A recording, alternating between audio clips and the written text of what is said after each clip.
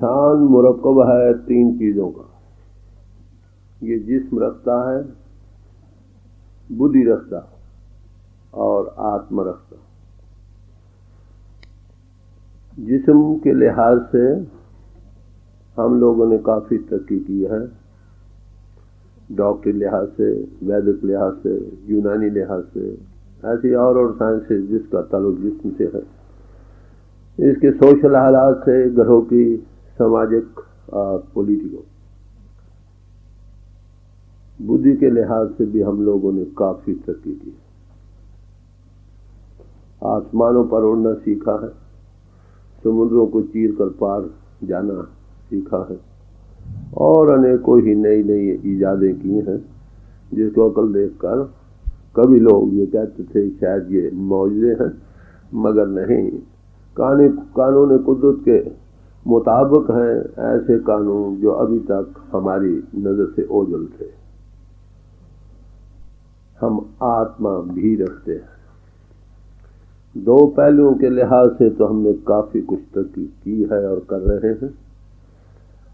आत्मा के लिहाज से जो हमारी वेरी सेल्फ है, जिसके आधार पर जिस्म और बुद्धि दोनों चल रहे हैं, उसके मुतल्लिक वी नो लिटिल और नथिंग प्रैक्टिकली।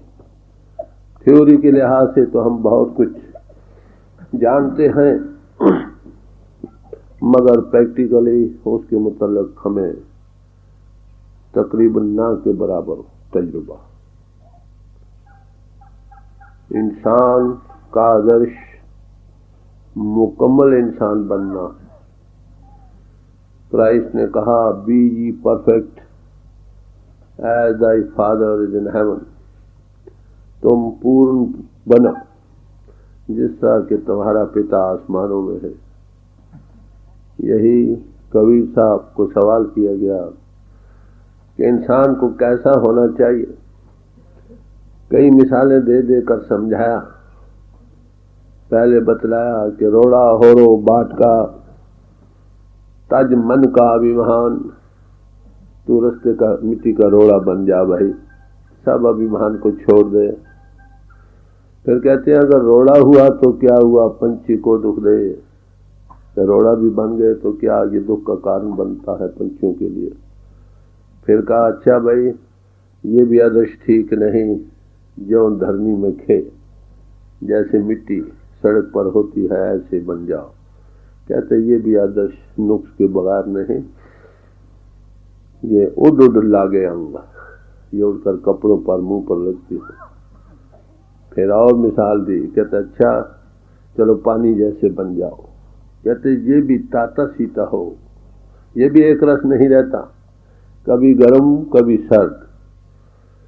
फिर ये भी ठीक नहीं, तो फिर फरमाने लगे भाई हरिजन हरि जैसा चाहिए। हरिजन को हरि जैसा ही होना चाहिए। परमात्मा ने इंसान बनाए, इंसान आत्मा दे, हरि को कहते हैं। हम सब आत्मा हैं, कॉन्शियस एंटिटी हैं, चेतन स्वरूप हैं जो इस जिस्म को चला रहे हैं। जब तक वो कॉन्शियस एंटिटी कहो, चेतन स्वरूप जो है वो इस जिस्म के साथ है, इस जिस्म की दुनिया आबाद है।